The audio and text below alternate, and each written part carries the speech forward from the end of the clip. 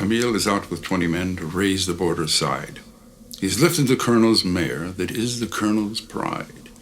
He's lifted her out of her stable door between the dawn and day, and turned the fetters upon her feet, and ridden her far away. Then up spoke the colonel's son, who leads a troop of the guides.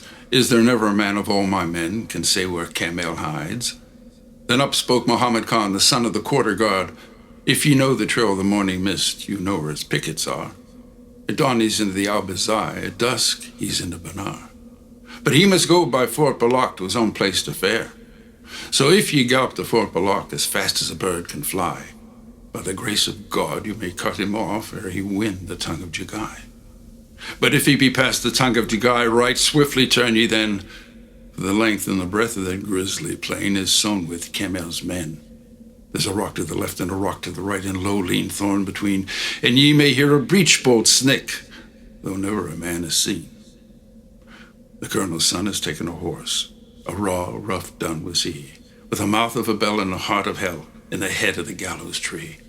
The colonel's son to the fort has won, they bid him stay to eat. Who follows the trail of the border thief sits not long at his meat.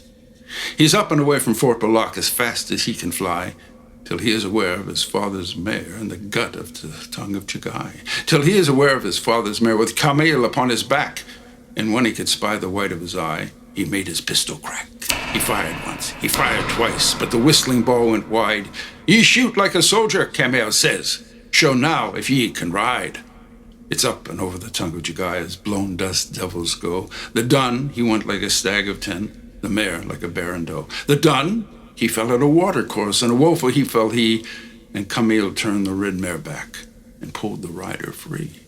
He knocked the pistol out of his hand. Small room was there to strive. 'Twas only by favor of mine, quoth he, you who rode so long alive.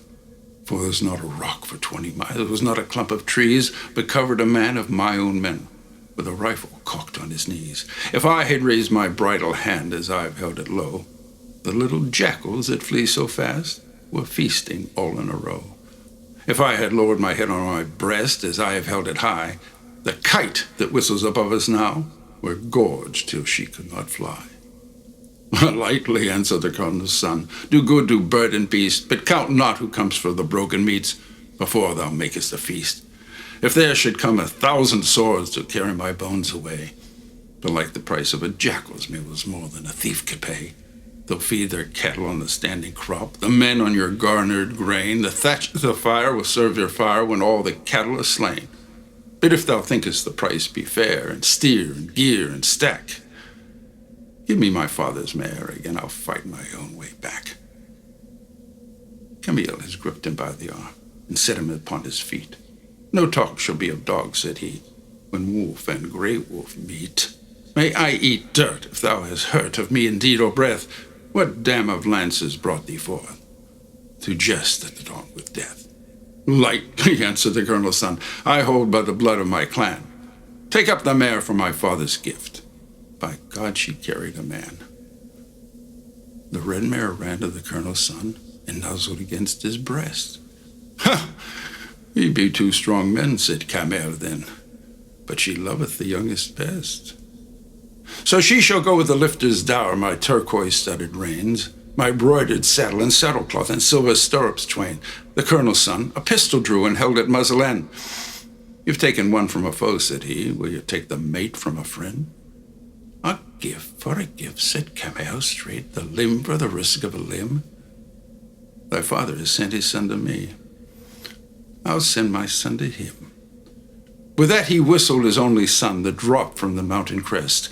He trod the ling like a buck in spring, and looked like a lance at rest. Now here is thy master, Camille said, who leads a troop of the guides, and thou must ride on his left side as a shield on shoulder rides, and thou must eat the white queen's meat, and all her foes are thine, and thou must harry thy father's hold for the peace of the border line, and thou must make a trooper tough and cut thy way to power.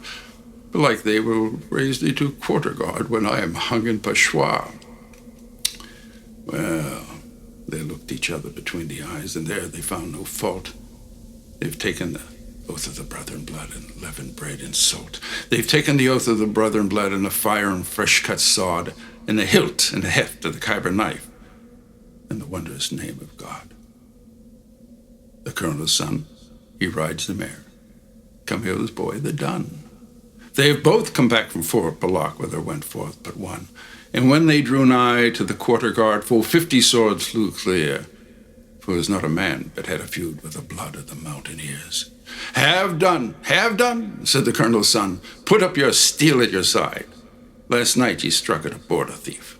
Tonight, 'tis a man of the guides.